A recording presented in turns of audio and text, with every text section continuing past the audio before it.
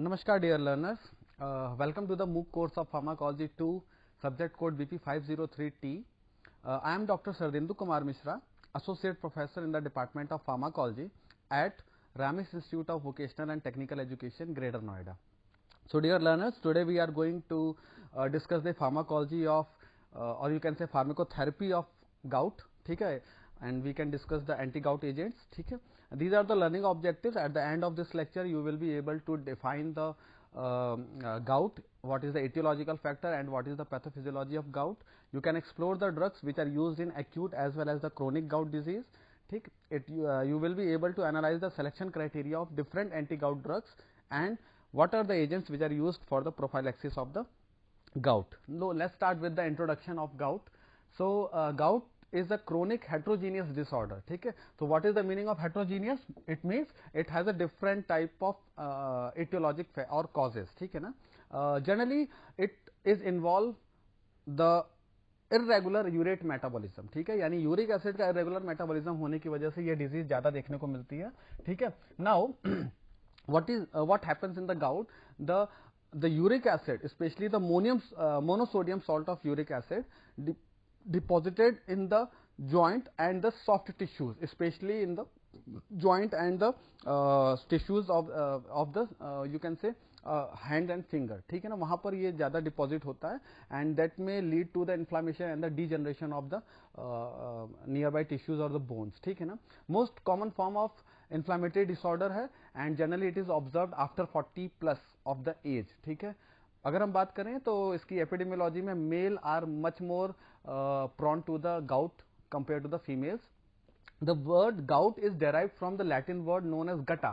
ठीक है, and earlier it was believed that an acute attack of the disease was result of poison dropping into joints. ठीक है, some in the earlier days what people think that some poison was dropped into your joint and due to that the inflammation and degeneration was seen or the gout was seen. ठीक है, now gout is very commonly known as disease of kings. ठीक है, and what is the reason? Because generally राजा महाराजा लोग जो हैं उनकी जो diet होती है that is much more rich compared to the poor people. ठीक है ना. Now they have a high concentration of protein and protein is responsible for the increased level of uric acid. हम इसको next slide में elaborate करेंगे. ठीक है, and if you can check, these are the famous personality who are suffering from or who suffered from the gout, better to say: Benjamin Franklin, Thomas Jefferson, Sir Isaac Newton, Charles Darwin and King Henry VIII. King Henry VIII. ठीक है, तो ये these are the person and famous personalities who suffered with the gout. ठीक है, what are the predisposing factors? तो especially protein rich diet is the first cause of the gout, especially meat, kidney, liver, seafood, anchovies, oatmeal, vegetables such as peas, beans, lentils, mushroom, cauliflower, spinach and sometimes sweet bread are also responsible for this. High level or high consumption of caffeine is also responsible for this. ठीक है, especially some drugs such as loop diuretics, NSAIDs, corticosteroids, niacin, cenemet, cyclosporin, salicylates, ethambutol and pyrazinamide also induces the pathology of gout. Trauma, infection sometime and the comorbidities such as diabetes mellitus, hypertension, vascular disorders, renal disorders, diseases, thyroid disease, sarcoidosis may also the patient may observe the gout. ठीक है, तो the patient who are suffering from these diseases can have a tendency to develop gout in them. ठीक है ना. Group of conditions which may be characterized by the elevation of serum uric acid level is known as what? Hyperuricemia. ठीक है ना, यानी जब बहुत uric acid का लेवल बढ़ गया तो उसकी वजह से हमने क्या टर्म यूज किया? हाइपरयूरिसेमिया. नाउ रिकट इसमें जो देखने को मिलता है जनरली बर्निंग फीलिंग आती है पेन के साथ. ठीक है, and those feeling are known as what? Flares. ठीक है ना, तो रिकरेंट अटैक होता है फ्लेयर का along with the inflammation and the reason behind this is deposition of monosodium urate crystals. ठीक है, ये क्या होते हैं आपके साइनोवियल फ्लूइड में या फिर आपके बॉडी में जो छोटे छोटे जॉइंट्स हैं, जो ये आप देखो टार्सल मेटाटार्सल्स है ना, वहां पर डिपॉजिट हो जाते हैं.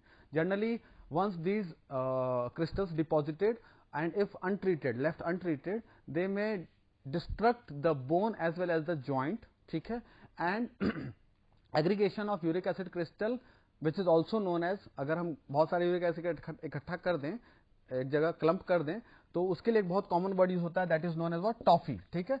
तो tophi is what, the aggregation of uric acid crystal and around the joint and the soft tissues, ठीक है। Tophi in bone lead to the bone erosion some cases, and it may also lead to the deposition of those crystals into the kidney and lead to the renal stone, ठीक है। now this is the you can say hyperuricemia chart, ठीक है। when we can say the person was suffering from hyperuricemia या excessive level of uric acid in the blood, ठीक है, when it exceeds 6.8 milligram पर 100 ml of the blood, ठीक है। तो अगर इससे ऊपर गया तो हम पेशेंट को क्या कह देते हैं, इट इज हाइपर यूरेसिक, ठीक है ना। अगर इससे नीचे है तो हम इसको कंसीडर नहीं करते हैं, ठीक है ना। नाउ क्लिनिकली जो डॉक्टर्स हैं वो इस लेवल को और थोड़ा सा एनहांस कर देते हैं, वो कहते हैं अगर 8 मिलीग्राम पर डीएल से ज्यादा अगर यूरिक एसिड है आपके ब्लड में, तो इट मीन्स कि अब तब आप हाइपरयूरेसिमिया है, ठीक है ना। नाउ इसको थोड़ा एलोबरेट कर लेते हैं। जनरली हम अगर ज्यादा प्रोटीन रिच डाइट खाते हैं तो इसकी वजह से वो टूटता है और वो टूटकर बनाता है क्या, जेंथिन, ठीक है। और जेंथिन जो है फिर टूटता है और जेंथिन टूट के बनाता है यूरिक एसिड, ठीक है। Now excessive uric acid may deposit into the bones और जॉइंट्स और यू कैन से मसल्स, ठीक है, and this may lead to the disease which is known as what, hyperuricemia. It is the initial stage, but if untreated it may lead to the what, chronic condition which is known as what, gout, ठीक है। अब यहां पर kidney stone होने के chances भी बढ़ गए। अगर आपके ब्लड में यूरिक एसिड का लेवल ज्यादा है तो किडनी स्टोन होने के चांसेस भी बढ़ गए, और कभी कभी they may also lead to the cardiovascular diseases, ठीक है। Now what are the stages of the gout? So it is divided into 4 categories. The first one is asymptomatic hyperuricemia. यहां पर कोई सिम्टम नहीं होगा, नाम जैसा बोल रहा है, ठीक है। Absence of symptom is known as what, asymptomatic, ठीक है। तो symptom was not seen in the patient, that's why it is known as what, asymptomatic hyperuricemia. Acute gout is the condition where the patient having a less symptoms, ठीक है, and this is the reason why it is known as acute gout. It is the initial stage, ठीक है। ये आपको कुछ दिन से लेकर कुछ हफ्तों तक की ये डिजीज होती है, ठीक है। फिर जो तीसरा लेवल है वो है intercritical. Now this is the bridge in between of what, acute and chronic gout. ठीक है, यानी कि ये ब्रिज है, ये कंडीशन वो है जहां पर एक्यूट जो है वो कन्वर्ट हो रहा है किसमें, आपके क्रोनिक गाउट में. ठीक है, and it will take around from weeks to month. ठीक है ना, तो ये थोड़ा लंबा प्रोसेस होता है, इसलिए हमने एक थर्ड स्टेज बना रखी है, that is known as what, intercritical gout, where the acute converts into the chronic. And the last one which is known as what, chronic tophaceous gout. ठीक है, this is a condition when patient having a high uric acid level for months. ठीक है ना, ये continuously उसके body में लगा रहेगा. ठीक है, तो इसको हमने क्या कह दिया, क्रोनिक कंडीशन. नाउ एक बार one by one we can discuss about the acute and chronic gout. Acute gout is a painful condition, इसको हम समझते हैं, which is typically affects the new one और फ्यू जॉइंट्स. ठीक है, यानी एक्यूट गाउट का पहला मैनिफेस्टेशन क्या, it has affecting some joints. ठीक है, 1 2 3, नॉट मोर देन 2 3. ओके, ठीक है. The big toe, knee and the ankle joint are the most affected part. ठीक है, व्हाट आर द सिम्टम्स, तो थ्रॉबिंग होगा उस पर्टिकुलर एरिया में, आपको लगेगा वहां पर कोई पिंच हो रहा है बार बार. ठीक है, क्रशिंग या फिर एक्सुरेटिंग पेन देखने को मिलेगा. Now joint appears warm at the site of inflammation. generally what happens, vasodilation, ज्यादा ब्लड वहां जाएगा, तो ज्यादा ब्लड जाने से वहां पर आपको वार्मनेस फील होगा, रेडनेस देखने को मिलेगा. ठीक है, ये एक सिम्टम हो गया. फीवर भी कभी कभी देखने को मिलता है, and this attack may go away within few days. ठीक है, because I already told it is a disease from days to some weeks. ठीक है ना, तो ये कुछ दिनों में चला जाएगा. ठीक है, बट अगर ये दोबारा से इस तरह से रिकरेंट हुआ, ठीक है, ये बार बार आपको होता रहा, तो हम इसको फिर क्रोनिक गाउट की स्टेज में ला सकते हैं. ठीक है, now after first gouty attack half of the people have no symptoms. ठीक है, यानी एक बार अटैक हुआ, वो सिम्टम्स इतने जर्नल होंगे कि आपको पता ही नहीं चलेगा you are suffering from gout और सम थिंग एल्स. ठीक है ना, बट फिर उनमें से कुछ लोग ऐसे होते हैं जो उस अटैक को, रिकरेंट अटैक को ऑब्जर्व करने लग जाते हैं. क्रोनिक गाउट की अगर हम बात कर लें तो क्रोनिक गाउट जो है इसमें जनरली जॉइंट डैमेज होना शुरू हो जाता है, because it is a progression of the acute gout into much more severe condition which is known as what chronic gout. Joint damage यानी आपके जॉइंट्स जो है डैमेज होने लगेंगे, लॉस ऑफ मोशन होने लगेगा, मूवमेंट नहीं होगा जॉइंट्स का. Joint pain is a very common symptom and sometime the toffee below the screen, ठीक है ना. तो टॉफी बिलो द स्किन जो है वो वहां पर आपको थोड़ा सा इन्फ्लामेशन या फिर थोड़ा सा हार्डनेस देखने को मिलने लगेगा, ठीक है. Generally chronic gout is characterised by massive deposition of monosodium urate crystal in articular cartilage, subchondral bone, synovial membrane, capsule, tendon sheaths and the periarticular tissue, ठीक है. Now tophi formation can also occur over eyelids, nasal cartilage, cornea, tongue, vocal cords and penis, ठीक है. तो these are also affected part by the excessive deposition of the uric acid level. Now investigations, very commonly used investigation, how we can diagnose that you are suffering from the gout. So generally we can go with the x-rays, ठीक है. We can use the serum as uric acid level, we can check the synovial fluid analysis, ठीक है. We can check blood urea nitrogen or serum creatinine. Synovial biopsy is also used in some advanced patient, ठीक है. And uric acid level urine में check किया जाएगा, तो it will be a very good option for diagnosis, ठीक है. Now the synovial fluid analysis is a gold standard test, ठीक है. It is very commonly used. Crystals intracellular during cell attack जो है it is very commonly observed. Crystals का जो structure होगा that is like needle और like कोन, ठीक है ना. तो रॉड शेप में या कोन शेप में होंगे, ठीक. They have a very strong negative birefringence. इसका मतलब होता है it is a property which can reflect the light, ठीक है ना. ये एक ऑप्टिकल फिजिक्स का वो है पॉइंट है. Now differential diagnosis, how you can differentiate that either you are suffering from acute gout or intercritical gout or asymptomatic gout. So we can go with the मतलब different tests such as you can say gold standard test is there or the synovial fluid analysis or biopsy is there, ठीक है. These are the problem which are generally associated with the gout patients, ठीक है. If it is untreated, it may lead to the chondrocalcinosis, psoriatic arthritis, osteoarthritis, rheumatoid arthritis, septic arthritis, and sometimes it may also lead to the cellulitis, ठीक है. Now what are the drugs which we can use for the treatment of gout? So generally NSAIDs, non-steroidal anti-inflammatory is the first choice of drug. Colchicine भी use किया जाता है, ऑटोमनल कॉल्चिसिनम ऑटोमनल से निकलता है ये, ठीक है. Uricosuric agent which can enhance the excretion of uric acid from the urine, and sometime xanthine oxidase inhibitor is also used. This is a drug which comes in the category of xanthine oxidase inhibitors, ठीक है. Okay, now drug name is what? Allopurinol or Fabuxate, ठीक है. तो one by one we can discuss these drugs, ठीक है. This is a flow chart which is indicating how we can use different drugs to treat or to block the uric acid formation, ठीक है. So मैंने बता दिया, sometime you have some environmental issues, some gouty risk factors, some hyperuricemia related factors और some decreased renal clearance factor, ठीक है. तो अगर हम देखें तो ज़्यादा प्रोटीन का कंजप्शन आपको यूरिक एसिड का लेवल बढ़ाएगा by the increase metabolism of purine, ठीक है. डीएनए आरएनए ज्यादा टूटेगा जिसकी वजह से आपको जैंथिन बनने लग जाएगा. गाउटी में male are very prone to the gout, age, obesity is also a factor, ठीक है. The pacific islanders are much more prone to the this disease.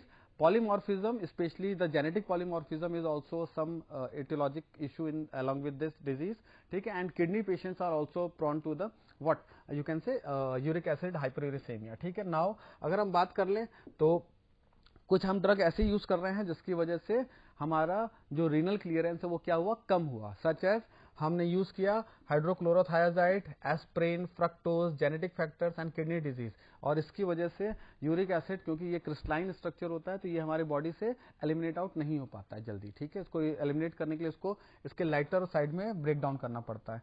Once purine was degraded by xanthine oxidase, it may form the uric acid and excessive uric deposition is hyperuricemia, ठीक है.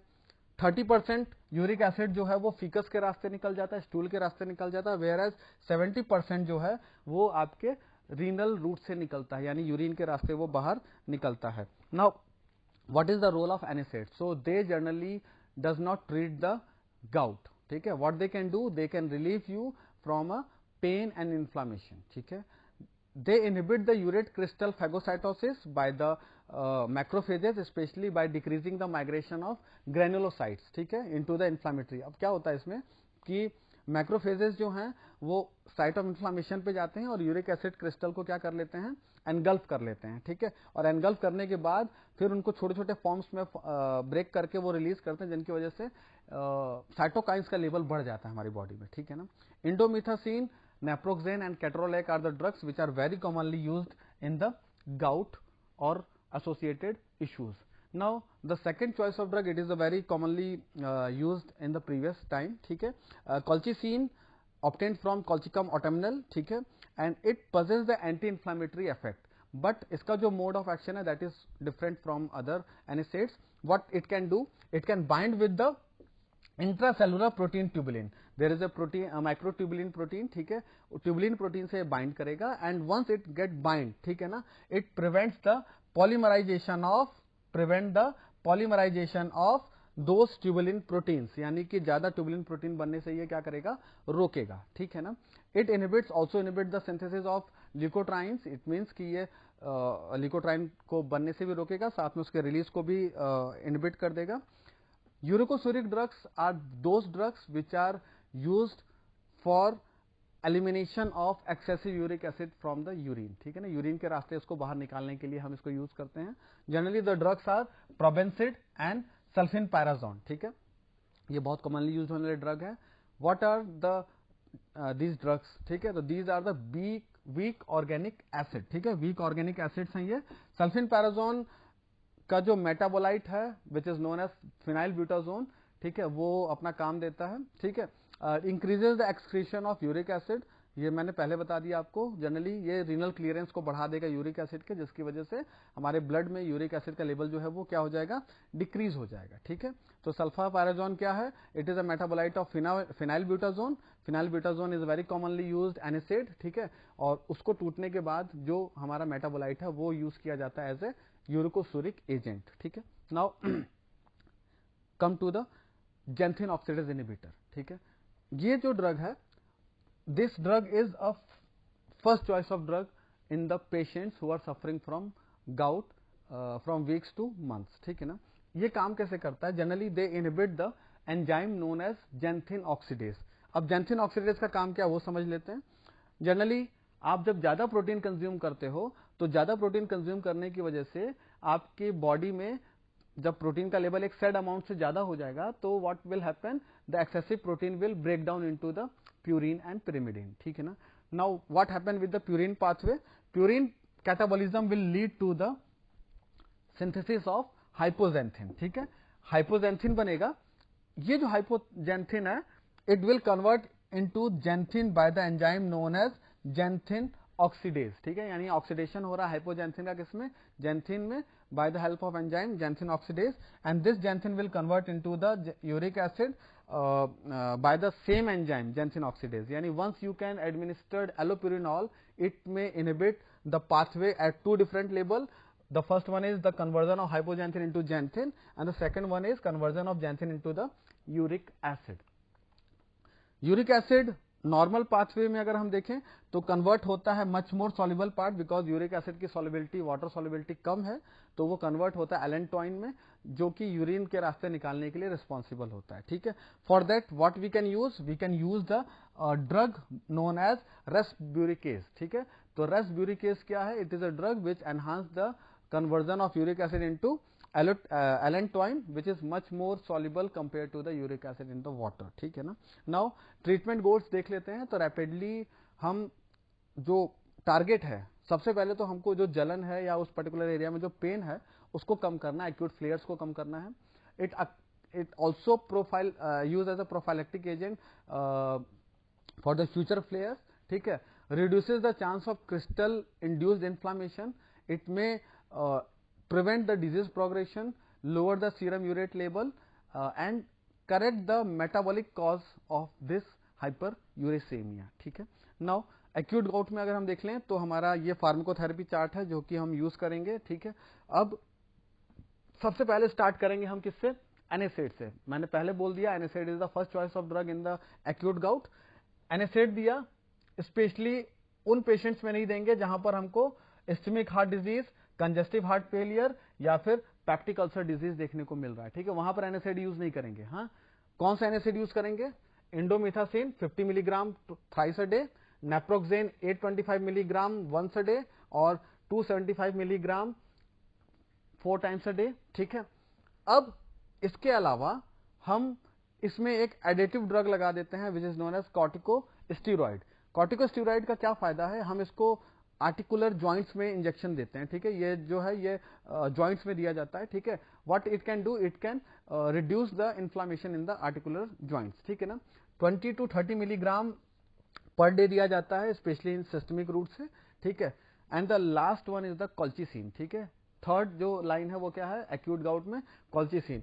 In this particular condition we have to notice that the patient was not suffering from renal insufficiency. If it is suffering from that, in that particular case what we can do, we can taper the dose of colchicine, ठीक है। especially most beneficial in the patient who are मतलब suffering within 12 to 36 hour of attack, ठीक है। 1 milligram initially use किया जाता है और फिर बाद में 0.5 मिलीग्राम दिन में 4 बार, तब तक जब तक कि सिम्टम कम ना हो जाए या फिर जो इंडिकेशन है वो कम ना हो जाए, ठीक है। इसको जनरली हम ओरल रूट से भी दे सकते हैं, ठीक है। रीनल डोजिंग जो है वो डिपेंड करता है कि पेशेंट का जो किडनी फंक्शन है वो टेस्ट कैसा है, ठीक है। इंटरक्रिटिकल गाउट में जनरली हमको पेशेंट को एजुकेट करना होता है, क्योंकि यहाँ पर पेशेंट कन्वर्ट हो रहा होता है एक्यूट से क्रोनिक गाउट में, ठीक है। तो in that condition you have to focus on the lifestyle management, यानी if you what you can do, you can tell the patient to reduce the consumption of excessive protein in his diet और in her diet, ठीक है। और फिर उसके अलावा pharmacotherapy हम लगा देते हैं। कौन से ड्रग लगाएंगे, स्पेशली एलोप्यूरिनॉल लगाएंगे, स्पेशली रिकरेंट अटैक हो रहा है पेशेंट को, ठीक है, खाना का pattern change, diet change, plan को चेंज करने के बावजूद भी, ठीक है। नेफ्रोलिथियासिस देखने को मिल रहा है, यानी कि किडनी में स्टोन हो गया। सीरम क्रेटिनिन का लेवल हमेशा 2 से ज्यादा है, यूरिक एसिड लेवल 11 से ज्यादा है, 24 आवर का यूरिन आउटपुट जो है वो 800 मिलीग्राम पर डीएल से ज्यादा है, या फिर टॉफी जो है वो अभी भी प्रेजेंट है, ठीक है। तो उस कंडीशन में हम इसको यूज करेंगे एलोप्यूरिनॉल को। अगर एलोप्यूरिनॉल की टॉक्सिसिटी है, ठीक है, if some patient have a renal insufficiency और some issue with the allopurinol treatment, तो हम यहाँ पर कॉल्चिसिन को अल्टरनेटिवली यूज करेंगे, ठीक है। यानी ध्यान रखना, पहला चॉइस ऑफ ड्रग इंटरक्रिटिकल गाउट में क्या है, allopurinol, but if is not working तो हम किस में चेंज कर लेंगे इसको, हम आ जाएंगे कॉल्चिसिन के ऊपर। प्रोबेंसिड को हम तब यूज करेंगे जब हम चाहते हैं कि हमारा पेशेंट का जो रिकरेंट अटैक है वो देखने को मिल रहा है, या फिर जो यूरिन आउटपुट है which is less than the 800 milligram पर DL. Which drug to use? Now, this is a very big question. Generally, clinicians can distinguish this thing, but here we can try to distinguish how we can choose the drug, better drug for specific condition. ठीक है, तो generally they are depending on the patient. Either they are under excreter or the over producer. यहाँ पर दो बात आ गई। Over producer का मतलब वो यूरिक एसिड का फॉर्मेशन उसकी बॉडी में ज्यादा हो रहा है, ठीक है, this is known about over producer. Whereas under excreter का मतलब क्या, उसके बॉडी में से यूरिक एसिड का लेवल कम निकल रहा है, यूरिन से कम निकल रहा है, यानी मेटाबॉलिज्म ज्यादा हुआ, ज्यादा यूरिक एसिड बन रहा है और निकल कम रहा है, ठीक है ना। तो इन दोनों फैक्टर्स को हमें ध्यान रखना है, ठीक है। इसके लिए हम क्या करते हैं, हम पेशेंट का 24 आवर यूरिन सैंपल लेते हैं और उसमें चेक करते हैं। अगर 700 मिलीग्राम पर डीएल से कम यूरिक एसिड दिख रहा है तो उसको हम कहते हैं अंडर एक्सक्रीटर, ठीक है, याद रखना अच्छे से। और अगर 700 मिलीग्राम पर डीएल से ज्यादा निकल रहा है, इसका मतलब है the patient is suffering from over production of uric acid, ठीक है।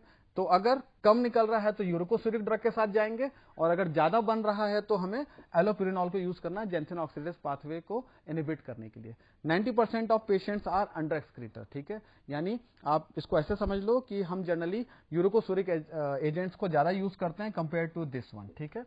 नाउ प्रिवेंशन की अगर बात करें तो we have to maintain the concentration of uric acid level within the normal range by changing our lifestyle और diet plan, सब कुछ, ठीक है। पानी ज्यादा पियो, drink plenty of water, balance your body weight, This is the very important thing because what are the affected part? Joints are the affected part. और once you have a obesity, ठीक है, तो वो जो लोड है वो पूरा आपके joints पे पड़ेगा, जिसकी वजह से आपके joints collapse होने के chances बढ़ जाते हैं. Avoid purine rich food, reduce the alcohol consumption, do not use diuretic drugs, ठीक है, क्योंकि ज्यादा पानी निकलने लगेगा तो यूरिक एसिड क्या होगा, कंसंट्रेट होगा आपकी बॉडी में. These are the food which can prevent the gout. They are use prophylactically. आप ज्यादा लेमन कंज्यूम करो, वाटर क्रैश को यूज करो, peppers, cherries, turmeric, ginger, pineapple, ठीक है.